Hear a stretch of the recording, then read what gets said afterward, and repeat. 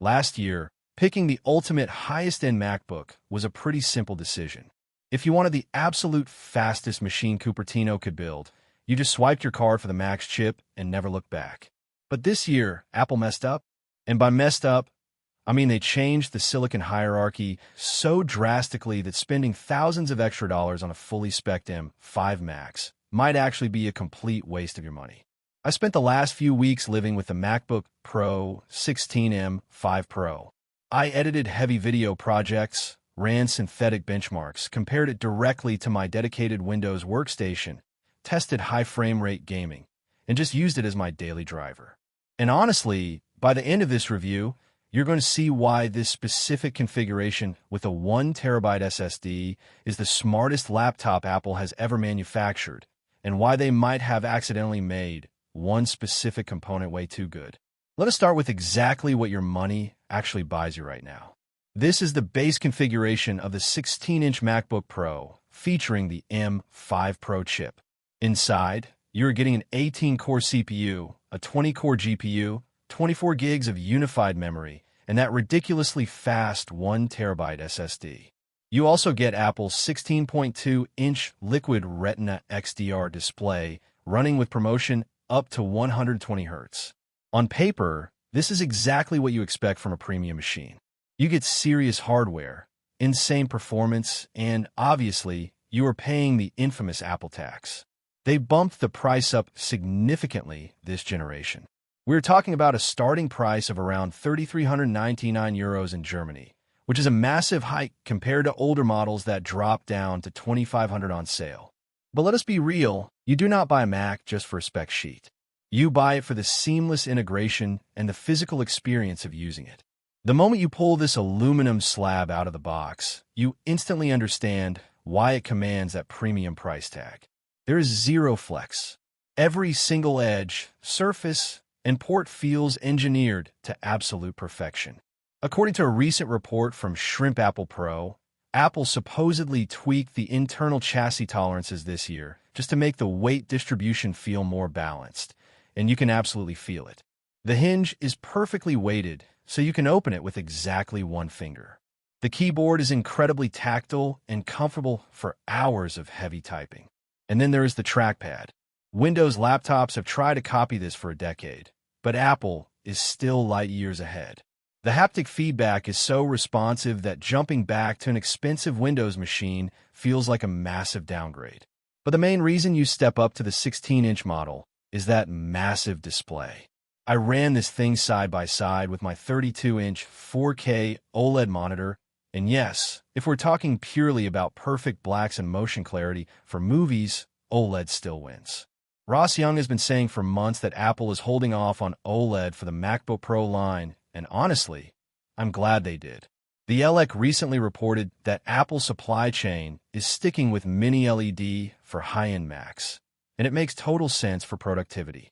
I spend my days staring at static timelines in DaVinci Resolve, writing scripts, and leaving Safari windows open for hours. With this Mini LED panel, I never have to stress about permanent screen burn-in. Plus, the brightness is just blinding. It sustains 1,000 nits in full-screen SDR and peaks at 1,600 nits for HDR content. Most OLED monitors on the market literally cannot even come close to those numbers without aggressively dimming the screen to protect the panel. What do you guys think about this? Would you rather have the perfect contrast of OLED or the extreme sustained brightness and peace of mind of Mini LED? Let me know down in the comments because it is a massive debate right now. Now, an amazing screen is useless if your laptop dies in 3 hours. DG Times noted a few months back that Apple was aggressively securing massive production volume for their new chips, and now we know why. The battery efficiency on the M5 Pro is honestly tough to comprehend. I did not just run some looping video test in a darkroom. I used this heavily. I installed all my apps, edited 2 heavy short-form videos, ran all my benchmarks, played a few hours of World of Warcraft, and actively worked in DaVinci Resolve off the battery. After a full brutal day, I still had 42% left in the tank. A lot of laptops claim all-day battery, but they cheat by aggressively cutting your processor speeds the second you unplug them. The M5 Pro gives you desktop-tier performance, whether you are plugged into the wall or sitting on a park bench. We have Ming-chi to thank for leaking the details on the TSMC 3nm yields earlier this year, which perfectly explains how Apple squeezed this much raw efficiency out of the silicon without generating massive heat. Thermal throttling is basically non-existent here. Speaking of internal design, Mac posted a teardown rumor recently suggesting Apple redesigned the speaker modules, and my ears absolutely believe it. This laptop features a 6-speaker sound system that genuinely defies physics. The bass actually punches, vocals sound distinct and natural, and the stereo separation is wide enough that you would swear you have external monitors sitting on your desk. Unless you're professionally mixing tracks in a studio, you will literally never need to connect Bluetooth speakers to this machine. They also packed in a 12-megapixel center stage webcam that looks fantastic for your Zoom calls, alongside an upgraded microphone array. Apple loves calling them studio-quality microphones, and while I'm a little skeptical of that marketing term, they're definitely good enough to record a quick voiceover on the road if you forget your main mic. But let us get to the absolute biggest shock of this entire generation: the performance. Mark Gurman leaked something incredibly interesting before this launch, and it turned out to be completely true. For the first time, the CPU architecture in the M5 Pro and the insanely expensive M5 Max is exactly the same. Let that sink in. Whether you spend $3,000 on this laptop or $10,000 on a maxed-out beast, your daily computing experience, opening apps, compiling standard code, web browsing, and writing documents will be physically identical. The M5 Pro casually drops a single-core Geekbench score of 4,200 and over 28,000 in multi-core. But synthetic numbers do not tell the real story. Inside DaVinci Resolve, scrubbing through high bitrate footage is buttery smooth. The 20-core GPU handles heavy motion graphics, Blender renders, and color grading without breaking a sweat.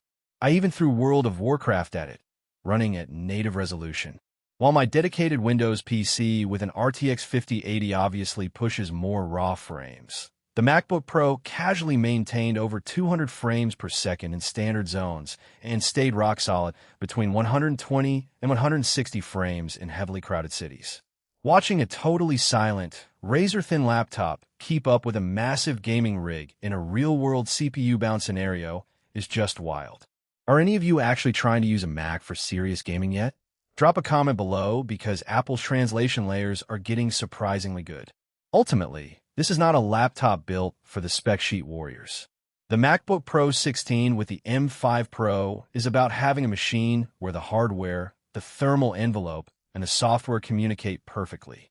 You get workstation power, zero fan noise, extreme battery life, and a beautiful display.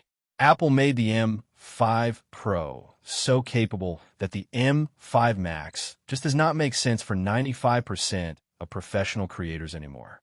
Sometimes the smartest purchase is not the one with the highest benchmark score, but the one that executes every single daily task flawlessly.